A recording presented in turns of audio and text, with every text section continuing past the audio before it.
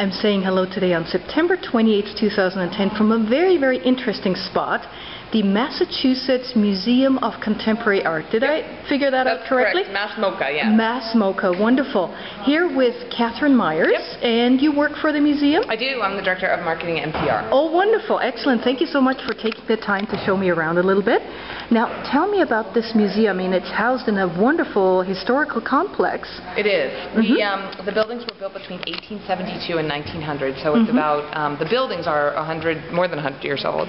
And the museum has only been here for 11 years, well, 11 and a half years. We opened in May of 1999.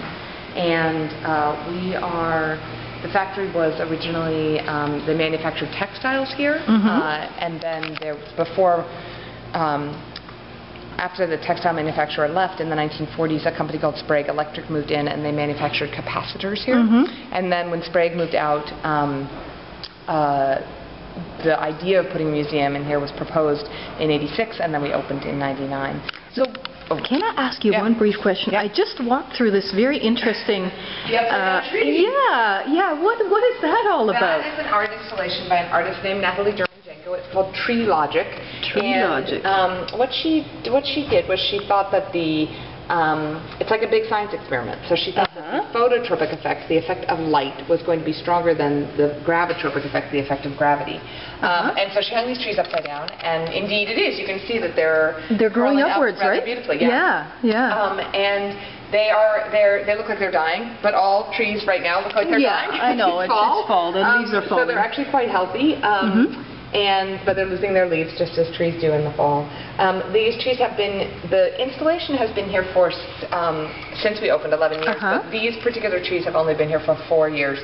We had to replace the trees a few years ago. They got sad, not because they were upside down, but because they were in buckets. So just like a house plant would get root bound and would need to go in a bigger pot, the same thing happened to these trees. But we couldn't put them in bigger pots because the structure is only designed to hold that amount of weight. So we took the old trees down, actually planted them right side up behind the Clark Art Institute. Oh, really? So you kept them?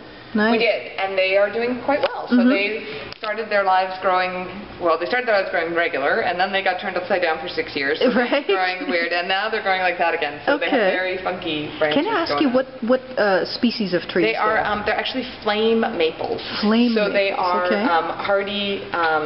They're hardy to zone 3, so they can live in permafrost. The trees that give the Berkshires most of their color are sugar maples, which are not as hardy, as frost tolerant as the flame maples. But we had to choose the flame maples because of because we knew it was going to be permanently frosty in those buckets.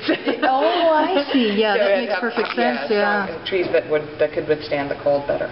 The other thing that's really beautiful here is the architectural detail on these buildings. I often think about them, comparing them to a modern-day industrial park where the architecture is so boring and sort of run-of-the-mill.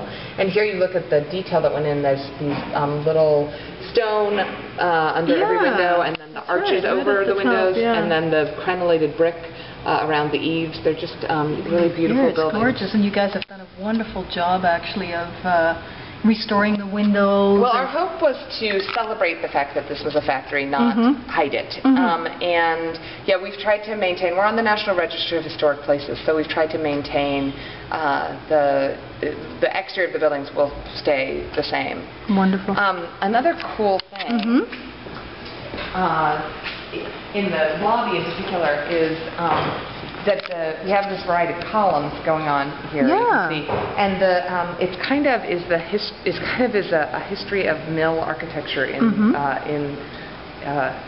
one place. So this kind of column with the square column with the little chamfered edge, the cut-off edge. This is the oldest kind of column, and so they would make those columns, the earliest columns, because they were, they could cut them square, and then they would cut off the edge for fire prevention. So because if you had, just like you have tiny little piece of kindling, it catches fire, so they would cut off the edge so you wouldn't have that little sharp thing to catch fire. And then over here, just inside I'm not sure if that's This one is locked. Oh, it's open. So over there we here, right in here, we have these are four, well, they're 8-sided. 8-sided. So they went from the 4 to the 8. And then the last columns that you see out in the lobby again are the newest columns, which are round. So then they got to a point where they could make totally round. Wow, so I just think it's cool that we've like maintained this. Exactly. That there's this whole history of column making right here in this art museum.